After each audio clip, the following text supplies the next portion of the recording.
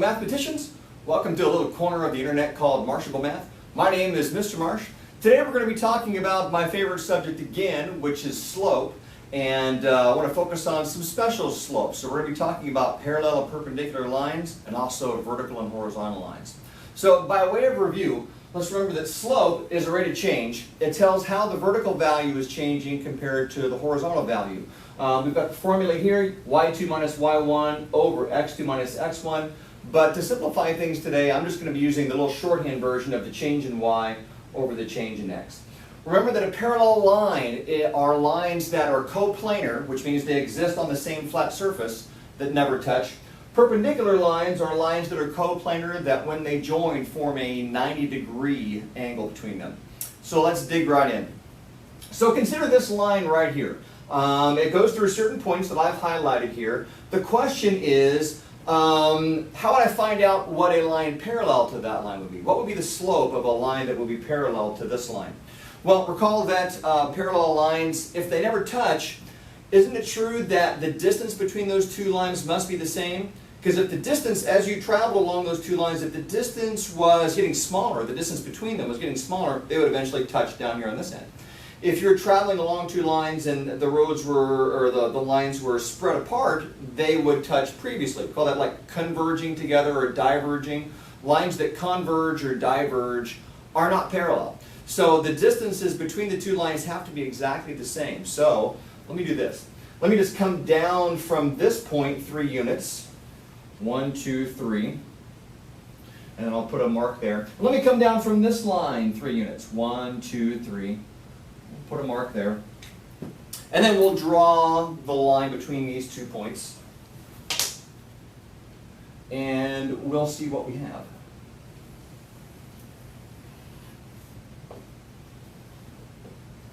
So, do those 2 lines look parallel? Well, I think so. If I put the meter stick up here and take the distance, does the distance, it's about at 11 or so centimeters, does the distance stay the same all the way through? Well, looks to me like it does. Let's see what we've got here. What would be the slope of the green line?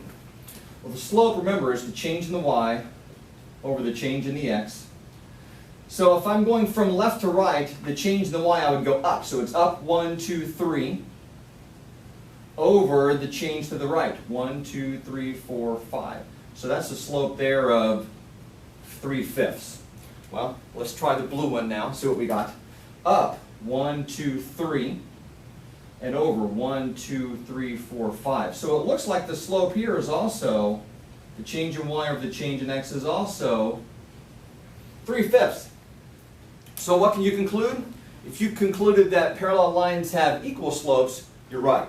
So parallel lines have equal slopes.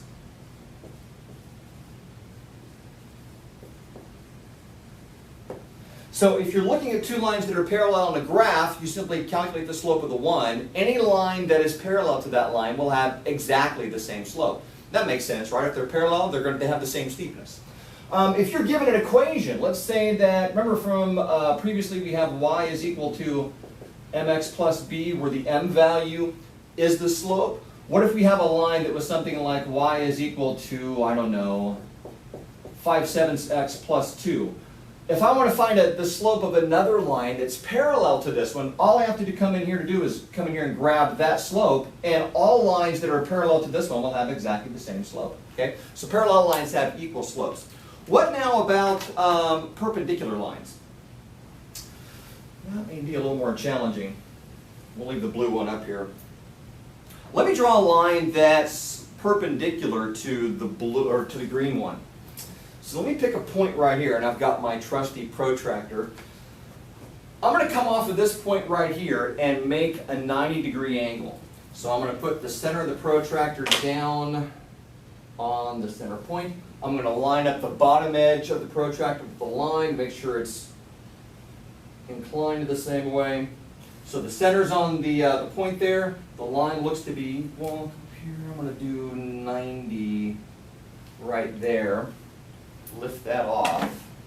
And now very carefully I'm going to draw a line between this point and that one.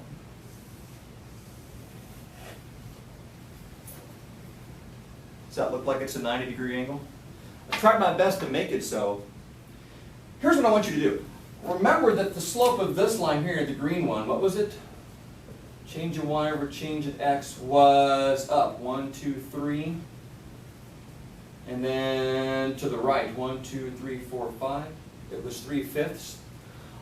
I want you to press pause on the video and see if you can actually zoom in here if you can and figure out the slope of this red line. See what you get. Just go ahead and press pause.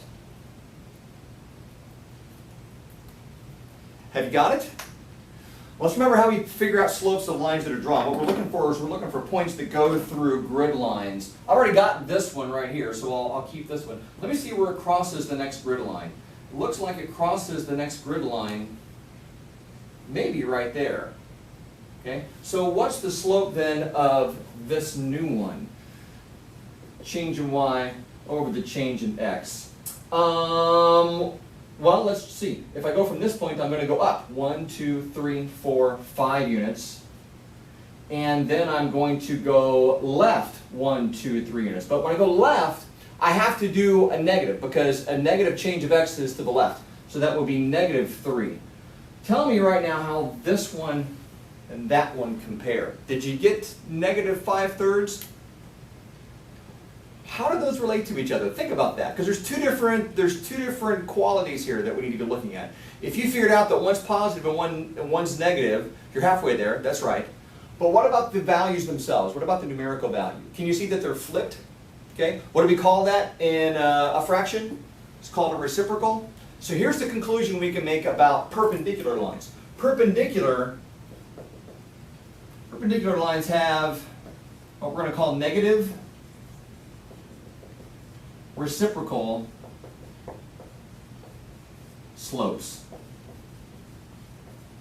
So whatever the slope of one line is, a line that's perpendicular to that forms a 90-degree angle will have the negative for the sign and also the reciprocal of whatever the first slope was.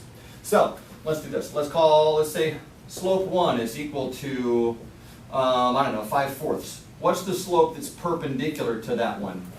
Well, what we'll do is we'll flip the fraction, 4/5, and we'll put a negative on there. So whatever line, or whatever slope this one is, the perpendicular one has the negative and the reciprocal of it. What about slope number 2? Let's make this one negative. Slope number 2 is equal to negative, I don't know, 6/5. What's the slope of a line that's perpendicular to that? Okay, flip the fraction. So this would be 5/6. But if it's the negative of something that's already negative, that would make it positive, right? So it would be positive 5/6. What about if I had a slope of equal to 2? What's the slope perpendicular to that one? Flip it. Number 2 is a fraction, is 2/1. So it's 1/2. And if this is positive, that one's negative. Okay?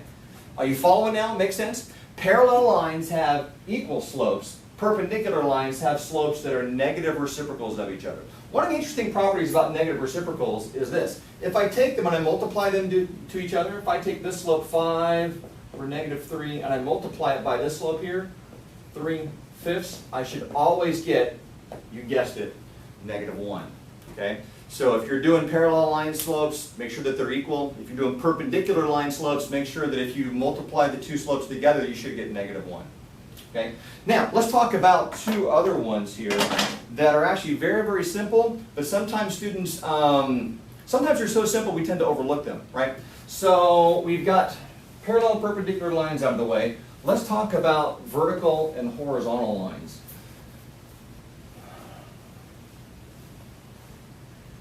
If I have just a plain old horizontal line, looks like this. Let's see, comes across like so. What's the slope of that line? Well, remember, slope is change in y over change in x. So if I'm talking horizontal, horizontal line, it doesn't matter which point we pick. I like to pick ones that are on grid lines, so we'll pick maybe this one right here, and I don't know, maybe that one right there. There's a lot to choose from.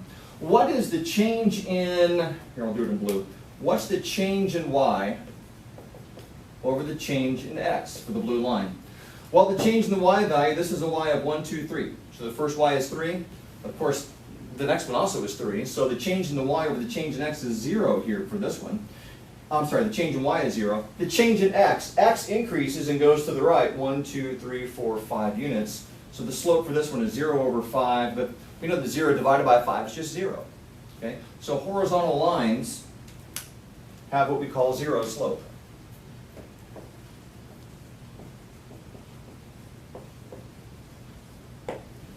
It's pretty simple. What about vertical lines? Let me draw one over here. Vertical lines go up and down. There we go. And again, let me pick 2 points. Pick that point and maybe this point. Okay, ready? Change in y over the change in x. That's equal to the y. If I start from the bottom and go up to the top, that's a change of up. 1, 2, 3, 4. Up 4. Well, what's the change in x here? Change in x is 0. So what is that? Am I allowed to take a number and divide it by 0? I'm not. That really doesn't have any mathematical definition. I'll let you think about why. What is division? Why are we not allowed to divide by 0? That's a fantastic question. But what we say here is this slope is undefined. Or we say then that a vertical line has no slope, undefined slope. So vertical lines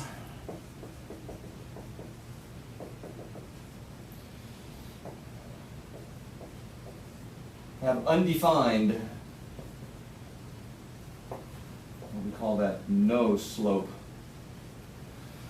Sometimes there's a little bit of confusion between 0 and no. Sometimes if somebody says, hey, the line has no slope, we think, well, maybe that's 0. So probably the best word to use for it there is undefined. It doesn't have slope at all. There's no value because it's impossible to take a number and divide by 0. One last thing. We talked before about equations of lines. Equations of vertical and horizontal lines are actually extremely easy to do, but they're different than the way we normally see equations of lines. Before we had one that looked like this. Remember this one? Y is equal to mx plus b, and so we had something like, well, maybe there's a line that's y is equal to 3x plus 2. Okay? We're comfortable with that, thinking of that in terms of an equation of a line. What about a vertical or a horizontal line? Let's go back here and look at this horizontal line. If we do a slope of 0, and a y-intercept of 1, 2, 3 here, what we would get is we would say y is equal to 0x plus 3. If you think about it algebraically, the 0 here, the coefficient on x, kind of eliminates that term. So in the end, what we get here is just simply y is equal to 3. Any equation that has the form y is equal to just some constant with no x's involved, that's just a horizontal line. So y is equal to 3 is just the line that has all y values of 3. Think of it this way. If there's no x's involved, it doesn't matter what x is. X could be anything. X could be negative 3, x could be positive 2, but all the y's have to be 3. Doesn't that form you then a horizontal line? It sure does. So horizontal lines always have the form y is equal to, and then some number. If I were to draw another one, say like this one up here, what's the equation of that line? Well, what's the y value? 1, 2, 3, 4, 5, 6, 7, 8, 9. This would be the line. Y is equal to 9. I don't need an x, because it doesn't matter what the x's are. Okay, let's take a look at the vertical one. The vertical one's similar. If I said the line has 0 slope, if I use y is equal to mx plus b, I'm not even allowed to use this form because the slope here isn't even a number. So that's not going to be too helpful. But think about this one. If the horizontal line, the one in blue here, doesn't matter what the x value is, all we're interested in is what the y value is. Kind of the same thing's true for the lines that are vertical. It doesn't matter what the y values are here on this one. What's important? What's important is that the x values are all the same. And what are the x values? The x value here of all of these points, 1, 2, 3, 4, 5, 6. So this would be the line, whoops, we'll do it in green. This would be the line x is equal to 6. I don't need to even express what y is. X is always 6. Doesn't matter what your y is. Pick any y you want. In fact, just pick 2 points, both of them with an x equal to 6, draw the line between them, you've got a vertical line. Okay? So horizontal lines have 0 slope, and they have the form x is equal to some number here. Vertical, oops, I messed that up. Y is equal to some number there. Vertical lines have undefined slope, and they have the form x is equal to some number. Okay? Be good for you to take a couple of these and practice through them. Maybe rewatch the video if you like. But I hope you learned something. And remember that mathematics is not just for mathematicians. Mathematics is a human endeavor. And if you're a human being, mathematics is for you. Have a good night.